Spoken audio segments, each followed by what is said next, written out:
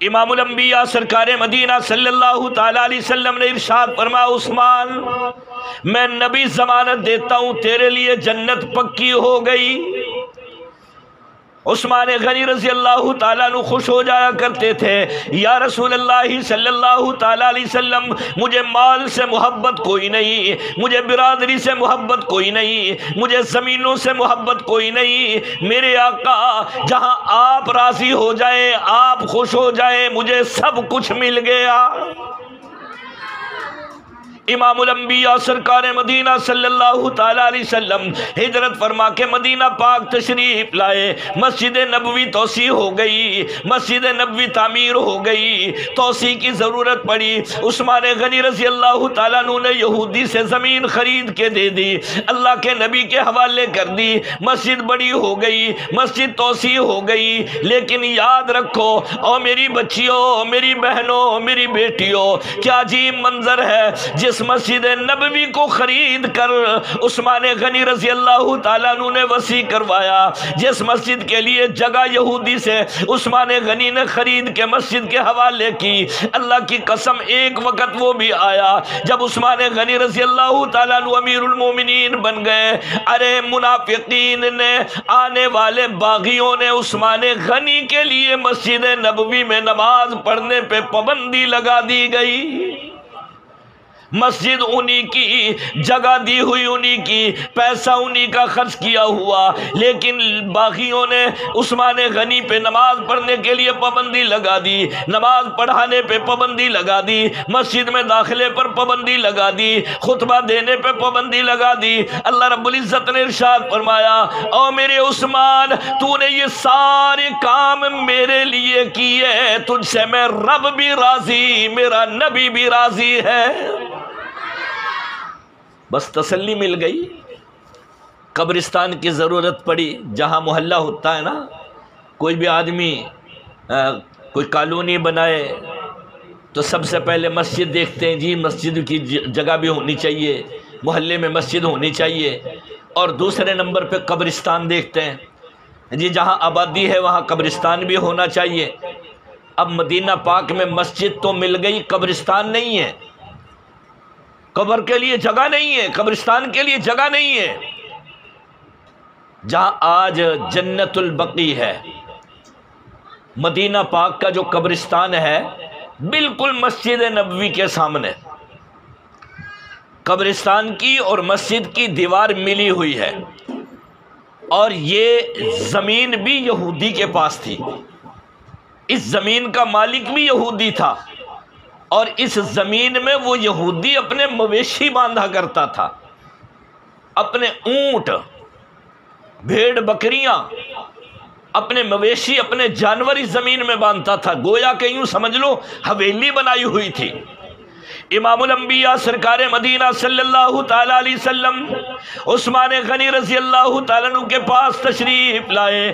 عثمان غنی رضی اللہ تعالیٰ عنہ کو میرے محبوب نے ارشاد فرمایا او عثمان یہ مسجد کے قریب والی زمین، یہ جس یہودی کی یہ حویلی ہے، جاؤ ذرا حویلی کا چکر لگا کے آؤ، اس زمین کا چکر لگا کے آؤ۔ عثمان غنی رضی اللہ تعالیٰ عنہ چلنے کے لیے تیار ہو گئے۔ میرے محبوب نے ایک جملہ فرمایا او عثمان ذرا اس زمین کا چکر تو لگا کے آؤ، یہ زمین بڑی پیاری ہے۔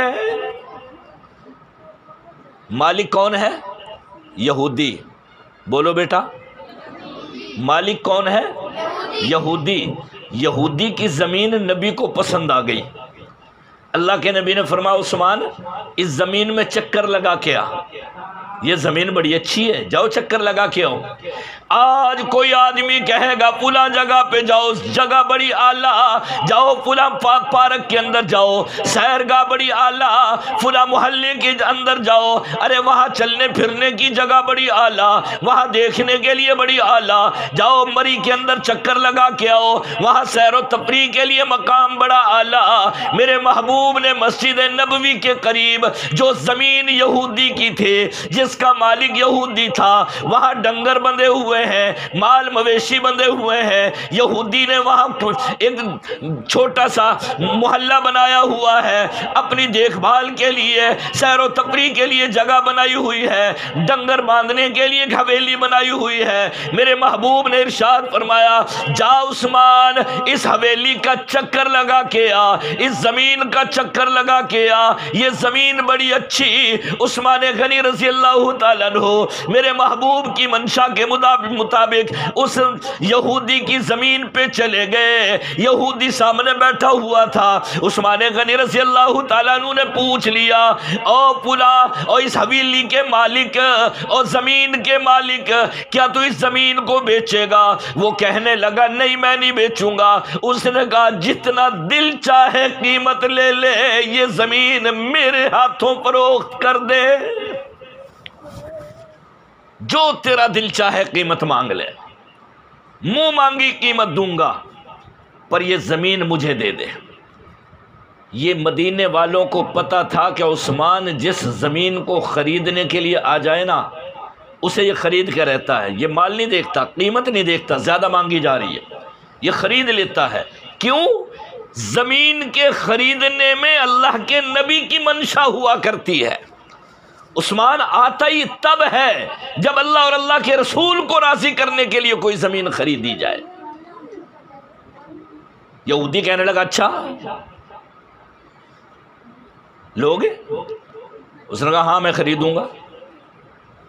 جتنی قیمت تھی نا، اس سے کئی گنا زیادہ، کئی حصے زیادہ قیمت مانگی یہودی نے۔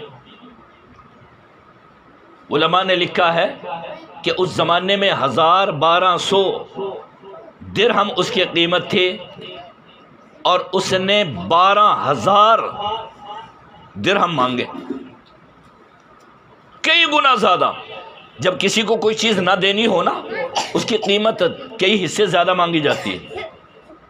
اس نے بھی اسی نیت سے کہ اگر لے گا تو موج بن جائے گی، قیمت بڑی اچھی مل رہی ہے، اور نہیں لے گا تو ہے میرے پاس ہی۔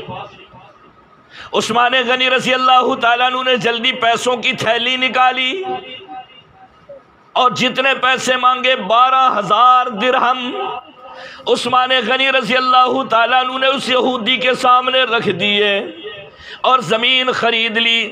جلدی امام الانبیاء سرکار مدینہ صلی اللہ تعالیٰ علیہ وسلم کی خدمت میں حاضر ہو گئے۔ ابھی عثمان غنی قریب آئے، میرے محبوب نے مسکرا کے پوچھ لیا، اور عثمان زمین میں چکر لگا لیا، وہ زمین دیکھ آئے ہو؟ عثمان غنی رضی اللہ تعالیٰ عنہ عرض کرنے لگے، میرے محبوب چکر بھی لگا لیا، زمین کو خرید بھی لیا۔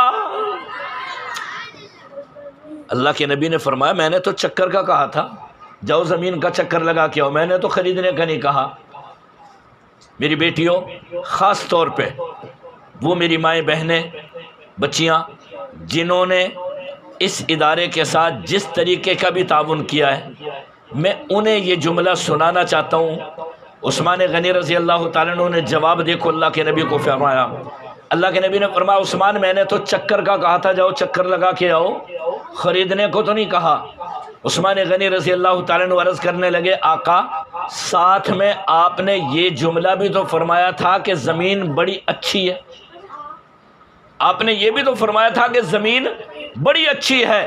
کملی والے، جب زمین اچھی ہے، میرے محبوب کو وہ زمین پسند آ گئی، ارے زبان نبوت سے اس زمین کی تعریف ہو گئی۔ کملی والے، جب آپ نے فرما دیا زمین بڑی اچھی ہے، اچھی زمین یہودی کے پاس تو نہیں رہنی چاہیے نا، اس لیے میں خرید کے لے آیا ہوں۔ آقا یہ زمین آپ کے حوالے ہے، میں نے خرید کے آپ کو دے دی۔ عثمان غنی رضی اللہ تعالیٰ عنہ کی خریدی ہوئی زمین ہے میری بیٹیوں، جس زمین میں ازواج مطہرات آج آرام فرما رہی ہیں۔ یہ ہمارا ایمان ہے، جہاں نبی کی بیویاں سو رہی ہیں وہ جنت ہے یا نہیں؟ بولو۔ فاطمۃ الزہرا رضی اللہ تعالیٰ عنہا جو خاتون جنت ہیں، اللہ کی قسم وہ بھی اسی قبرستان کے اندر آج آرام فرما رہی ہیں سیدہ عائشہ صدیقہ رضی اللہ تعالیٰ عنہا، میرے محبوب کی وہ گھر والی۔ جب شادی کی باری آئی، رشتے کی باری آئی، اللہ نے جنت کے ریشمی کپڑے کے اندر سیدہ عائشہ کی تصویر بنا کر جبرائیل کے ہاتھوں نبی کے پاس بھیجی کہ جا جبرائیل، میرے محبوب کو یہ تصویر دکھا کے آ کہ یہ آپ کی بیوی بننے والی ہے۔ وہ سیدہ عائشہ صدیقہ رضی اللہ تعالیٰ عنہ آج بھی اسی قبرستان کے اندر سوئی ہوئی ہیں۔ حضرت علی رضی اللہ تعالیٰ عنہ کی والدہ حضرت فاطمہ وہ بھی اسی قبرستان میں آرام فرما رہی ہیں۔ ارے میرے محبوب کو لوریاں دینے والی، میرے محبوب کو لوریاں دینے والی سیدہ حلیمہ سعدیہ رضی اللہ تعالیٰ عنہا وہ بھی اسی قبرستان کے اندر آرام فرما رہی۔ جب وہاں جاتے ہیں نا، مجھے تو اللہ تعالیٰ نے آپ حضرات کی دعاؤں سے، بڑوں کی دعاؤں سے کئی مرتبہ اللہ تعالیٰ نے بلا لیا، حج کرنے کی بھی اللہ نے توفیق دی، عمرے پہ کئی مرتبہ بلا لیا۔ جب اس قبر کے سرہانے کھڑے ہوتے ہیں یا پائنتیوں میں کھڑے ہوتے ہیں نا، ایسے لگتا ہے جیسے ابھی اماں حلیمہ اٹھ کے کوئی بات کرے گی، یوں محسوس ہوتا ہے۔ عثمان غنی رضی اللہ تعالیٰ عنہ یہ بھی وہی آرام فرما ہے اسی قبرستان کے اندر، لیکن ان کے آنے میں بڑی مشکل آئی تھی۔ عثمان غنی رضی اللہ تعالیٰ کے آنے میں بڑی مشکل آئی تھی، یہ بعد میں بتاؤں گا۔ بہرکیف رسول اللہ صلی اللہ علیہ وسلم نے فرمایا یہ زمین بڑی اچھی، اس زمین کو خرید کے نبوت کے حوالے کرنے والا کون تھا؟ بولو بیٹا، عثمان غنی رضی اللہ تعالیٰ۔ جس زمین کو اللہ کے نبی نے فرمایا زمین بڑی اچھی ہے، عثمان غنی نے وہ زمین خرید کے نبی کے حوالے کر دی۔ اور یہ مشہور واقعہ ہے نا کہ مدینہ پاک میں کنواں تھا، کنواں میٹھے پانی کا ایک ہی کنواں تھا، اور اس کا مالک بھی یہودی تھا، اور وہ یہودی قیمتاً پانی دیتا تھا، مول بیچا کرتا تھا، کاروبار بنایا ہوا تھا۔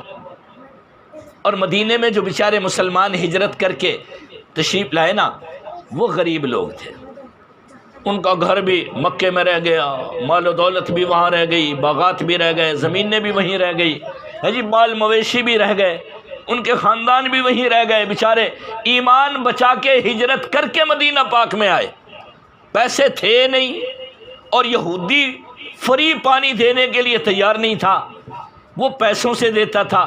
اور پانی ایک ایسی چیز ہے جس کی ہر وقت ضرورت ہے، ہر وقت ضرورت ہے، دن میں کئی مرتبہ روٹی کے بغیر گزارا ہو جائے گا، پانی کے بغیر گزارا نہیں۔ اور مالک یہودی، امام الانبیاء سرکار مدینہ صلی اللہ تعالیٰ علیہ وسلم نے عثمان غنی رضی اللہ تعالیٰ عنہ اسی مجلس کے اندر تشریف فرما ہے، مسجد نبوی ہے، صحابہ کرام بھی تشریف فرما ہے۔ میرے محبوب نے ارشاد فرمایا، ارے ایک کام کرنے کو کہوں گا، جنت کا ٹکٹ میں خود عطا کروں گا۔ صحابہ کرام حیران ہو گئے، یا رسول اللہ صلی اللہ تعالیٰ علیہ وسلم، آپ کیا کروانا چاہتے ہیں؟ کون سا کام کروانا چاہتے ہیں؟ آپ پھر ہمیں جنت کا ٹکٹ دیں گے؟ اللہ کے نبی نے ارشاد فرمایا، او میرے صحابیوں، یہ جنت کا ٹکٹ ہے، آج میں اسی کو جنت کا ٹکٹ دوں گا جو اس یہودی سے میٹھے پانی کا کنواں خرید کے آئے۔ عثمان غنی رضی اللہ تعالیٰ عنہ جلدی سے اٹھے، فرمایا واقعی جنت ملے گی، جنت ملے گی؟ اللہ کے نبی نے فرمایا ہاں میں جنت کا ٹکٹ دوں گا، اور میرے دیے ہوئے ٹکٹ کو کوئی رد نہیں کر سکتا، اس میں کوئی نقص نہیں نکال سکتا، اس کی تاریخ ختم نہیں ہو سکتی۔ عثمان غنی رضی اللہ تعالیٰ عنہ اٹھے، یہودی کے پاس گئے، اور یہودی سے کہنے لگے یار یہ کنواں بیچے گا؟ اس نے کہا نہیں بیچتا۔ عثمان غنی نے بڑا سمجھایا کہ دیکھ لو، قیمت تیری منہ مانگی ملے گی، جتنے پیسے مانگو گے ملے گی، کنواں میرے حوالے کر دے، مجھے بیچ دے۔ وہ کہنے لگا نہیں بیچوں گا، میری آمدنی کا ذریعہ ہے، میں اس کا پانی مول دیتا ہوں، روزانہ کمائی کرتا ہوں۔ عثمان غنی رضی اللہ تعالیٰ عنہ فرمانے لگے یہ کتنے کا ہے یار، یہ تو بتا۔ اس نے کہا 10,000 درہم، حالانکہ تھا وہ 400-500 درہم کا، لیکن خریدنے والا عثمان غنی ہے نا، 10,000 درہم مانگے۔ بعض روایات میں 6,000 ہے۔ پیر ذوالفقار علی صاحب اللہ تعالیٰ ان کی عمر میں برکت نصیب فرمائے، وہ فرماتے ہیں 10,000 روپے مانگے، 10,000 درہم مانگے۔ عثمان غنی رضی اللہ عنہ فرمانے لگے ایسے کر، اگر تو سارا نہیں نہ بیچتا تو آدھا بیچ دے۔ وہ یہودی کہنے لگا جی آدھا کیسے، پانی تو برابر ہے، پانی تو کنویں کا اکٹھا ہے، کیسے اد کیسے کریں گے؟ عثمان غنی نے فرمایا میں ترتیب بتاتا ہوں کہ جی بتاؤ۔ کہنے لگا ایک دن کا پانی تیرا، ایک دن کا میرا، ایک دن پانی تو استعمال کرے گا، ایک دن میں استعمال کروں گا، ایک دن تو بیچ لینا۔ اس نے کہا یار بات تو صحیح ہے، آدھے کنویں کا مالک بھی رہوں گا اور قیمت بھی منہ مانگی مل رہی ہے۔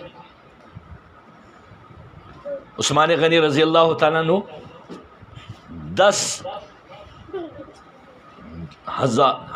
1,000 درہم یا 10,000 درہم نکالے اور یہودی کو دے دی، یہ لو قیمت مل گئی، منہ مانگی قیمت۔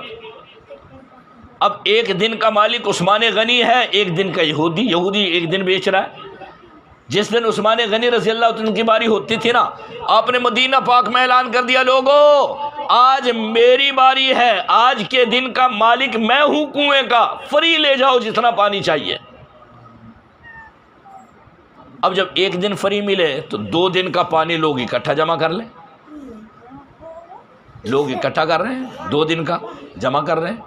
جس دن یہودی کی باری آئے پانی لینے والا کوئی نہیں، پہلے تو مول دے نہیں رہا تھا، اب یہودی چل کے آیا عثمان غنی پہ، یار اتنی قیمت اور دے دے، سارا کنواں تو لے لے۔ کیوں؟ اب پانی بک ہی نہیں رہا، اب لینے والا کوئی نہیں۔ عثمان غنی رضی اللہ عنہ نے سارا کنواں خرید کر حوالے کر دیا مسلمانوں کے، اللہ کے نبی کے حوالے کر دیا کہ محبوب یہ کنواں میں نے خرید لیا اور مسلمانوں کے لیے وقف کر رہا ہوں۔ اندازہ لگاؤ اتنی خدمتیں ہیں اسلام کے لیے صحابہ کرام۔ آج بھی مخیر حضرات ہیں تو یہ ادارے چل رہے ہیں نا، دین کا کام چل رہا ہے، قرآن و حدیث کی تعلیم یہ آپ حضرات کی وجہ سے چل رہی ہے۔ جس دن مخیر ختم ہو جائیں گے، یہ تعاون کرنے والے ختم ہو جائیں گے، اس دن یوں سمجھ لو کہ گھروں میں مصیبت آ جائے گی۔ آج ہمارے گھر بچے ہوئے اور اللہ کی رحمتیں آ رہی ہیں صرف انہی کی وجہ سے کہ ہم ان اداروں کا دھیان رکھ رہے ہیں، ان بچوں کی تعلیم کا ہم ذریعہ بن رہے ہیں۔ جس دن ذریعہ ختم ہو جائے گا یوں سمجھ لو کہ اللہ ناراض ہو جائے۔ عثمان غنی رضی اللہ تعالیٰ عنہ نے 20,000 درہم دیے اور یوں تھیلی نکالی اور کہنے لگے میں 40,000 درہم لے کے آیا تھا، اگر تو 40,000 بھی مانگتا، 500-600 کا یہ کنواں تھا، میں 40,000 دے کے بھی یہ خرید سکتا تھا۔ کیوں؟ ارے اسی کے ضمن میں تو اللہ کے نبی نے فرمایا جنت ملے گی۔ دنیا کی حیثیت کیا ہے، حقیقت کیا ہے؟ اصل تو جنت ہے نا، اور ہم بھی دنیا میں آئے ہیں عارضی طور پہ۔ یاد رکھنا میری ماؤں بہنوں بیٹیوں، دنیا میں ہمیشہ کوئی نہیں رہے گا، سب جا رہے ہیں، جتنا کما لیں گے جتنا خرچ کر لیں گے وہ ہمارا، ایک ایک پیسہ ہماری قبر کو روشن کرے گا، ایک ایک پیسہ، حقیقت ایک ایک پیسہ۔ قرآن پاک نے یوں ہی تو نہیں کہا کہ زندگی میں خرچ کر لو جتنا کرنا ہے۔ انفقوا مما رزقناکم من قبل ان یاتی احدکم الموت، انفقوا مما رزقناکم، اور میرے بندو تیرے گھر کے اندر جو مال ہے وہ بھی میرا، تیری جیب کے اندر جتنے پیسے وہ بھی میرے، تیری زمینوں کا مالک بھی میں ہوں، تیرے سونے چاندی کا مالک بھی میں ہوں۔ انفقوا مما رزقناکم من قبل ان یاتی احدکم الموت، ایک وقت آئے گا دنیا چھوڑنی پڑے گی، جب دنیا چھوڑ کے جائے گا یہ تیری ساری جیبیں خالی ہو جائیں گی، لوگ کپڑے پھاڑ پھاڑ کے تیرے جسم سے نکالیں گے، جیب خالی کریں گے، اس وقت ایک پیسے کا بھی تو مالک نہ رہے گا۔ جس زمین پہ تو نے محنت کی وہ زمین بھی دوسرے کی ملکیت میں چلی گئی، جس مکان کو بڑی محنت سے تو نے بنایا آج مالک کوئی اور بن گیا۔ اور میرے بندے یاد رکھ، اور میری بندی تو بھی سن لے، انفقوا مما رزقناکم من قبل ان یاتی احدکم الموت، موت سے پہلے جو میرے راستے میں خرچ کرو گے وہی تیری قبر کے سکون کا ذریعہ بنے گا، ورنہ تو سارے جتنا مرضی کما لو مالک کوئی اور ہی ہے، مالک کوئی اور ہی ہے۔ اچانک آدمی کو موت آ جاتی ہے اور موت سے کوئی آدمی روک نہیں سکتا۔ اذا جاء اجلها لا يستاخرون ساعة ولا يستقدمون، میرے بندے موت کا وقت میں نے لکھ دیا، جو وقت موت کا ہے وہ موت اسی وقت پہ آ کے رہے گی۔ بس ایک واقعہ سناتا ہوں، بات ختم کرتا ہوں۔ موسیٰ علیہ السلام کے زمانے میں نا آپ کا ایک خادم تھا جس کا واقعہ سورہ کہف کے اندر بھی ہے۔ موسیٰ علیہ السلام کی وفات کے بعد یہ نبی بن گیا۔ اس کے زمانے میں ایک آدمی تھا جس نے سائنس کو ایجاد کیا ہے۔ جب وہ مرنے لگا نا، موت کا وقت آیا، موسیٰ کلیم اللہ نے اللہ سے کلام کر کے بتا دیا تیرا موت کا وقت آنے والا۔ اس نے کہا اچھا مجھے وقت بتا دیں کب میری موت کا وقت آئے گا، ہے دن، تاریخ، ٹائم، گھنٹہ، منٹ، سیکنڈ بتا دیں، میں ایسا بہانہ بناؤں گا کہ اسرائیل کو بھی دھوکہ لگ جائے گا، میری جان نکال ہی نہیں سکے گا۔ موسیٰ کلیم اللہ نے اللہ تعالیٰ سے پوچھا اور اللہ تعالیٰ نے بتا دیا فلاں دن، فلاں گھڑی، فلاں گھنٹہ، فلاں منٹ میں تیری موت آئے گی، اور فلاں جگہ، تیری جگہ بھی اللہ نے متعین کر دی۔ اس نے کہا اچھا مجھے موت نہیں آ سکتی، میں اسرائیل کو دھوکہ دوں گا۔ اسرائیل علیہ السلام کو دھوکہ دینے کے لیے یہ سائنسدان تھا، اس زمانے میں اس نے 18 بت بنائے، اور وہ 18 بت اپنی ہم شکل، اس زمانے میں ایسے بت بنائے کہ ان کی پلکیں بھی جھپکتی تھی، جیسا آدمی کبھی آنکھ بند کرتا کبھی کھولتا ہے، وہ بت ایسے بنائے جن کی آنکھیں پلکیں جھپکی جاتی تھی، اور ایک جیسی کرسیاں 18 بنائی، ایک حال میں 18 کرسی لگا دی، اور اپنے ہم شکل بت بنا کے جو آنکھیں بھی جھپک رہے تھے وہ حال میں بٹھا دیے۔ ان کے بیچ میں جب وہ وقت آیا نا، جب وہ وقت آیا اس کے مرنے کا، خود بھی بیٹھ گئے۔ موسیٰ علیہ السلام نے بتا دیا تھا کہ اس وقت اس منٹ میں تیرے پاس اسرائیل آئے گا تیری روح قبض کرنے کے لیے۔ اس نے کہا اچھا، وہ 18 بت، ایک جیسی کرسی، 19ویں کرسی چودھری صاحب کی جو موت سے بچ رہا تھا۔ اس نے کہا میں دھوکہ دوں گا، اسرائیل کو دھوکہ لگ جائے گا، اور موسیٰ کلیم اللہ نے یہ بات بھی بتا دی کہ اگر وہ وقت ٹل گیا تو پھر قیامت تک تجھے موت نہیں آئے گی، اور یہ بھی بتا دیا کہ موت وقت پہ آ کے رہے گی، موت سے کوئی بچ نہیں سکتا۔ اس نے کہا لے میں بچ کے دکھاؤں گا، میں بچ کے دکھاؤں گا۔ اب اس نے بچنے کی ترتیب یہ بنائی کہ 18 بت اپنے ہم شکل بنائے، بالکل ایسے ہی کپڑے پہنا دیے، ایسے ہی کرسیاں بنا کے بٹھا دیا، اور بیچ میں آپ بھی بیٹھ گیا۔ اب 19 ہو گئے، 19 میں سے کوئی نہیں پہچان سکتا تھا کہ چودھری صاحب کون سے، سب ایک جیسے بیٹھے ہوں۔ اور جب اسرائیل آیا نا، ایسے سانس روک لیا، اسے پتا تھا کہ 1 سیکنڈ کی بات ہے، اسرائیل آئے گا اسی وقت روح قبض کرنی ہے، اگر نہ ملا دھوکہ لگ گیا تو اسرائیل چلا جائے گا، میری جان چھوٹ جائے گی، پھر ساری زندگی مجھے موت نہیں آئے گی، پھر ساری زندگی موت نہیں آئے گی۔ اب بیٹھا ہوا ہے، اسرائیل علیہ السلام آئے، حال میں یوں دروازے پہ دونوں طرف ہاتھ رکھ کر اسرائیل کھڑے ہو گئے، اور اسرائیل علیہ السلام پریشان ہو گئے ہیں۔ ایک آدمی کی روح قبض کرنے کے لیے آیا تھا، یہاں تو 19 بیٹھے ہوئے ہیں، کرسی ایک جیسی، شکل ایک جیسی، اور سب کی آنکھیں پلکیں ایک جیسی، اور سب آنکھیں جھپک رہی ہیں۔ اب اسرائیل پریشان ہو گئے کہ کس کی روح قبض کروں، 19 آدمی، آیا ایک کے لیے 19 ہے۔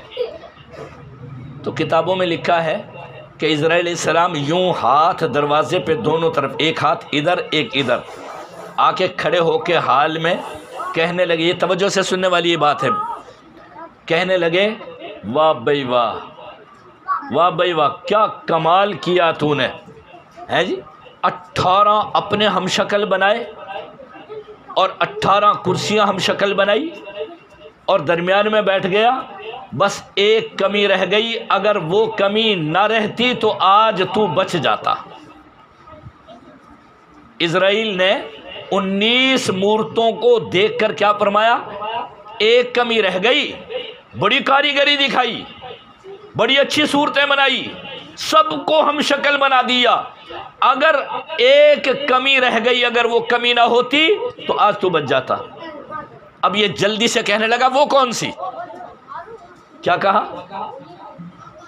وہ کون سی کمی؟ اس نے کہا بس یہی کمی کہ یہ بول نہیں سکتے اور تو چپ رہ نہیں سکتا، آ جا ادھر۔ اسرائیل نے بلا لیا اور جان قبض کر لی۔ تو میرے بھائیو، حقیقت ہے جتنا مرضی آدمی بچ لے، موت وقت پہ آئے گی۔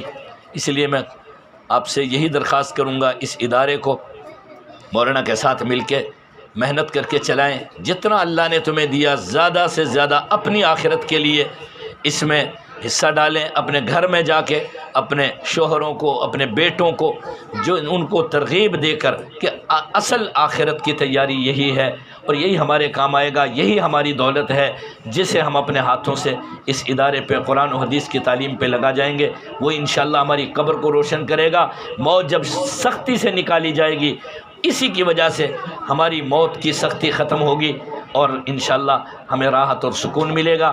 اللہ تعالیٰ سے امید ہے کہ آپ حضرات اس ادارے کا خیال بھی رکھیں گے، اور انشاءاللہ اس کی جو تعمیرات رکی ہوئی ہیں ان کی بنا کا بھی آپ ذریعہ بنیں گے۔ اللہ تعالیٰ اس ادارے کو دن دگنی رات چگنی ترقی نصیب فرمائے۔ وآخر دعوانا ان الحمدللہ رب العالمین۔ مولانا آ جاؤ، دعا کروا دو،